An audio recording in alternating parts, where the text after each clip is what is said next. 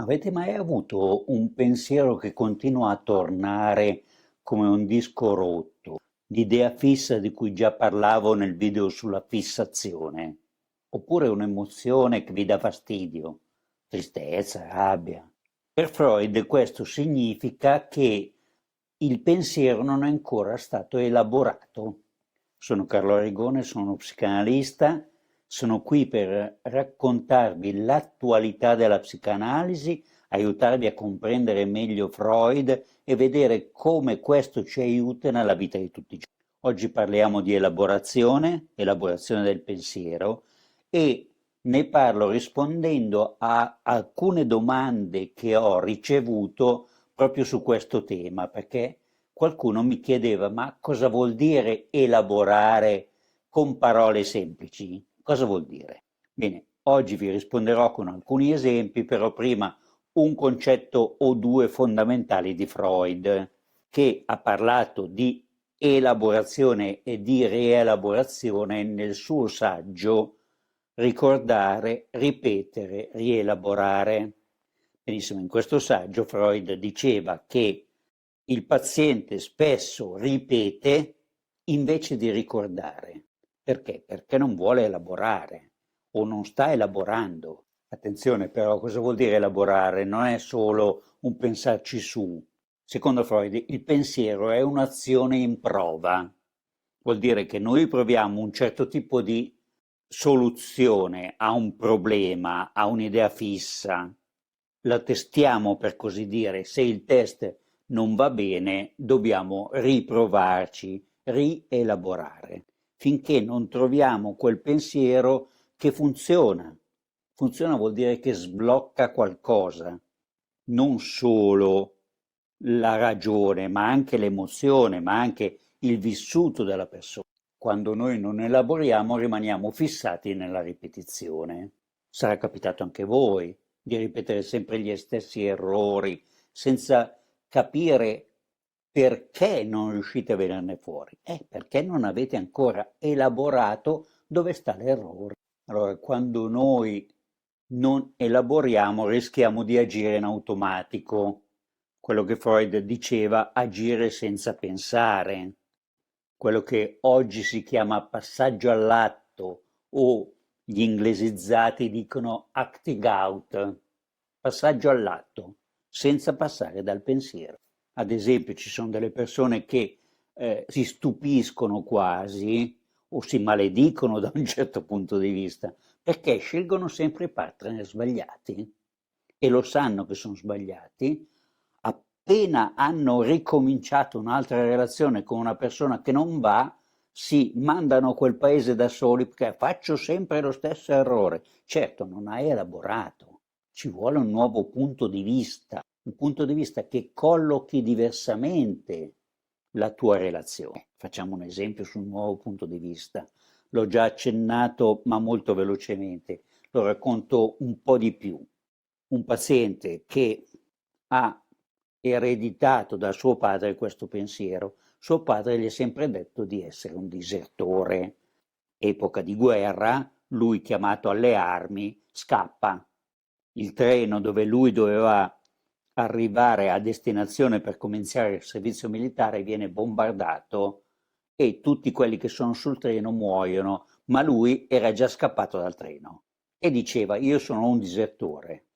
Quest'uomo mi ha sempre detto di considerarsi il figlio di un disertore, quindi qualcuno che insomma aveva perso un po' l'onore, un pover'uomo che non aveva servito adeguatamente la sua patria, come si dice, la sua nazione. È bastato un semplicissimo commento, che è stato per fortuna.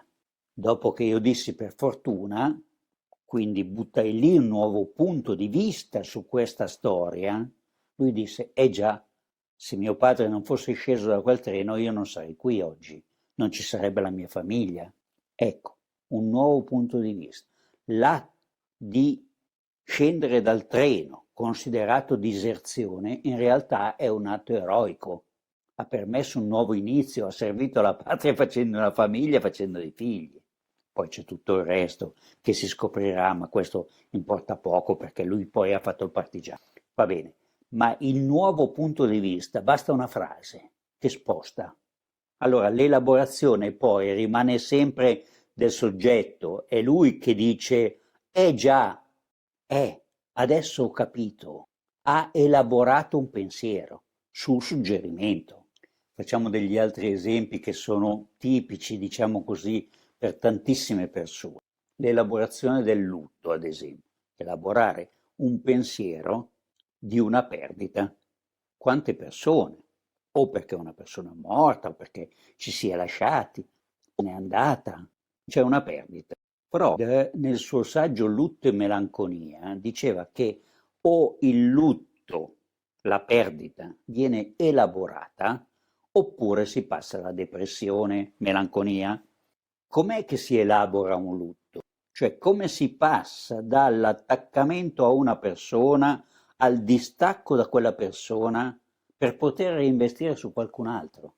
Guardate, il metodo è un metodo molto semplice dal punto di vista di quello che possiamo vedere tutti.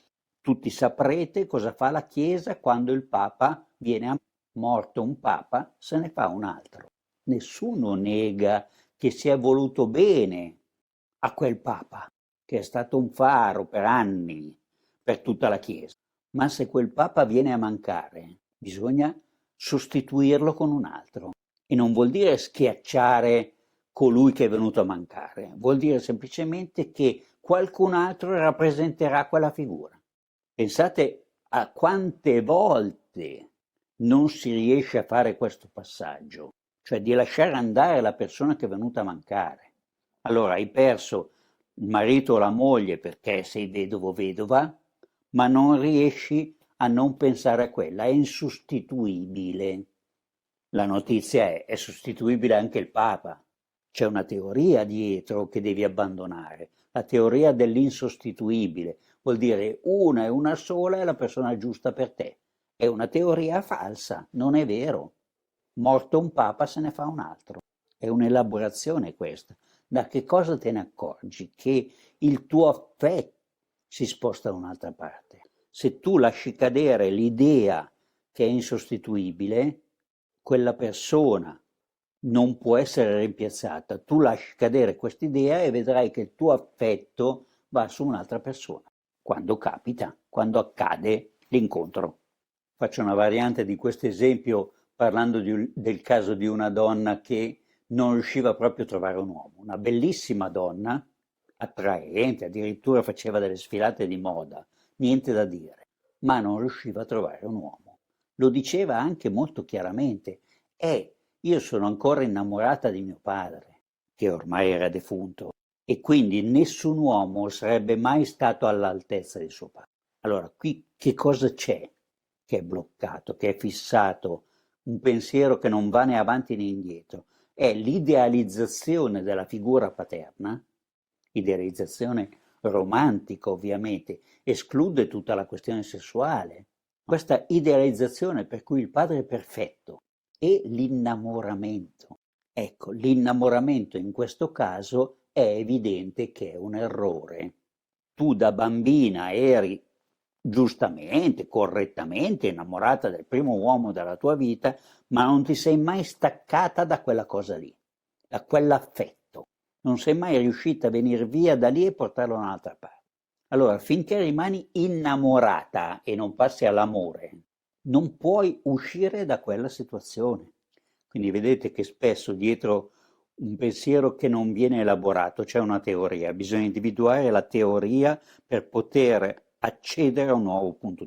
Vi racconto il caso di un altro paziente, il quale avrebbe tanto desiderato riprendere gli studi, ma si sentiva ormai fuori gioco, perché aveva 30 anni, non aveva finito le superiori. Vorrei, ma non posso.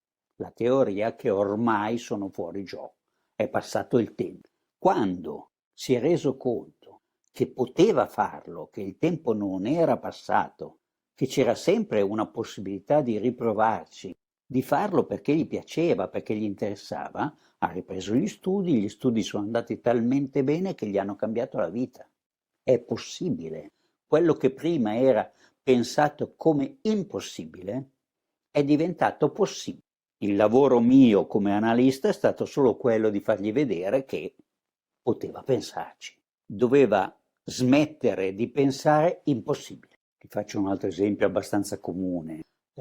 Quello che noi chiamiamo pulsione sessuale, o ormai non si dice più, si dice attrazione, solo fisica. Mi piace quella donna, mi piace quell'uomo. Capisco che è un'attrazione così forte che quasi quasi, ma poi non riesco perché qualcosa non funziona. Oppure ci riesco tantissimo, ma poi sono deluso.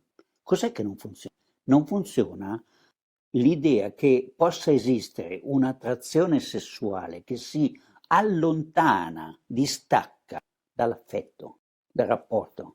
Allora, hai cominciato con un'attrazione sessuale, ti piace una persona? Sì, ma dovrai coinvolgerti con quella persona, dovrai cominciare a relazionarti, a parlarci, conoscerla, ad aggiungere a quella piccola attrazione che ti ha fatto iniziare anche tutto il resto della persona. Allora funziona. Quando tutto il tuo affetto sarà coinvolto nella tua attrazione fisica. Allora, è una persona che incontra un'altra persona, non è un incontro prettamente, solamente sessualizzato, che ha senso perché ha senso, per far passare il tempo, non so come dire, per godersela un pochino meglio di niente. Tutto è meglio di niente, non un pochino. Ricordo il caso di una persona che mi raccontava che si era innamorata di uno sconosciuto. Lo vedeva regolarmente perché lei lavorava in un supermercato e lui ogni tanto andava a fare la spesa. Faceva chiaramente una spesa da single. Lei stava alla cassa, lo vedeva qualche volta alla settimana, lui andava e lei aveva cominciato a fare delle fantasie su questo, perché anche lei era single, diceva ma lui è single, mi piace, è un bel tipo. Come faceva a dire? Da quello che comprava, basta. Quando pagava, non l'aveva mai conosciuto, si era innamorata di uno sconosciuto, proprio un innamoramento idealizzato, lo sconosciuto. Cosa vuol dire elaborare? Vuol dire che tu da questo innamoramento devi pensare, realizzare questo rapporto, renderlo reale. Vuoi cominciare a parlarci? Vuoi invitarlo fuori a bere un caffè?